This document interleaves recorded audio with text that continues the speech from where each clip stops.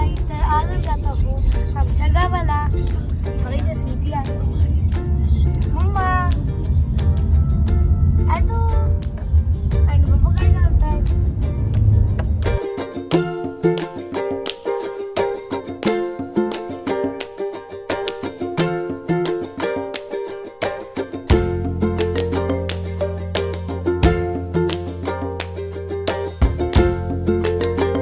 तर आता आम्ही आमच्या गावाला पोहोचणार आहोत. हुमरी आमच्या गावचं नाव आहे.